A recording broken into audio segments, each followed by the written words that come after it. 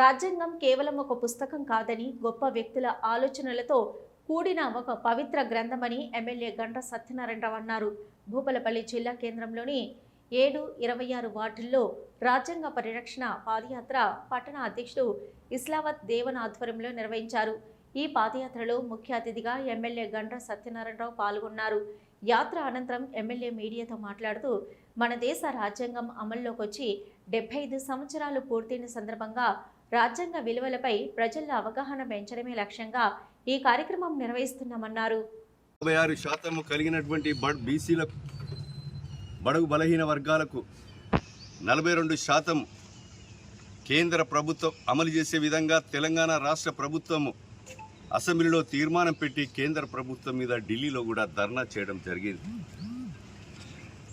అదేవిధంగా 59 కులాలతో కలిగిన దళిత జాతి గత 30 సంవత్సరాల నుంచి పోరాటం చేస్తున్నటువంటి ఆ కులాలకు ఏబీసీ వర్గీకరణ కావాలని వాళ్ళ డిమాండ్ ఏదైతే ఉందో, సుప్రీంకోర్టు తీర్పు ప్రకారంగా ఆ తీర్పును స్వాగతిస్తూ అమలు చేసినటువంటి ఏకైక పార్టీ భారతదేశంలో కాంగ్రెస్ పార్టీ తెలంగాణ రాష్ట్రం రేవంత్ రెడ్డి నాయకత్వంలో జరుగుతుంది.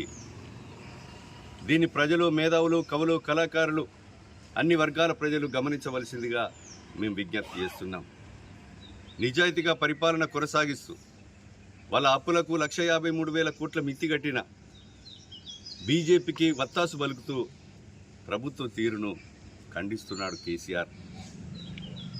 కనుక ఈరోజు 10 సంవత్సరాలు విధ్వంసం చేసి 10 సంవత్సరాలు ఈ రాష్ట్రాన్ని కూడా మొత్తం విధ్వంసం చేసి అప్పుల కుప్పగా మార్చి నిరుద్యోగ యువతను, రైతాంగాన్ని, రైతులు వేలాది మంది చచ్చినా, రైలు పట్టాల కింద ఉరేసుకొని మందు దాగి నిరుద్యోగ యువత చనిపోయినా, వరదలలో వరద బాధితులు చనిపోయినా, అదేవిధంగా ముక్కు పచ్చలారని ఇంటర్మీడియట్ పేపర్ విద్యార్థులు 30 మంది చనిపోయినా, గర్భిణీ స్త్రీలు హాస్పిటల్లో చనిపోయినా, కొండగట్టు పోయి బస్సు బొల్తబడి చనిపోయినా, ఏనాడు కూడా బయటకు వచ్చి పరామర్శించలేని వ్యక్తులు కూడా ఈరోజు ప్రజలను మభ్యపెట్టడానికి ఊసర వెళ్ళి మాటలు మాట్లాడుతున్నారు.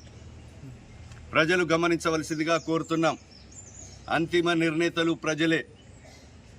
ప్రజలు ఆశీర్వాదం ఇచ్చినంత కాలం నిజాయితీగా పరిపాలన డాక్టర్ బాబాసాహెబ్ అంబేద్కర్, జగ్జీవన్ రామ్ లాంటి ఒక మేధావులు రాజ్యాంగం రాసినటువంటి వ్యక్తులను ఆచరణలో తీసుకొని వారి ఆశయాలను, సిద్ధాంతాలను అమలు చేసే దిశలో కాంగ్రెస్ పార్టీ, కాంగ్రెస్ ప్రభుత్వం రాష్ట్రంలో కొనసాగుతుందని, రాబోయే 2029 సంవత్సరంలో ఈ దేశాన్ని కాపాడుకునే కొరకు, మత సామరస్యాన్ని కాపాడుకునే కొరకు, ప్రజల విలువలను కాపాడుకునే కొరకు రాహుల్ గాంధీని ప్రధానమంత్రి చేసేదాకా అన్ని వర్గాల ప్రజలు కూడా ఈ దేశం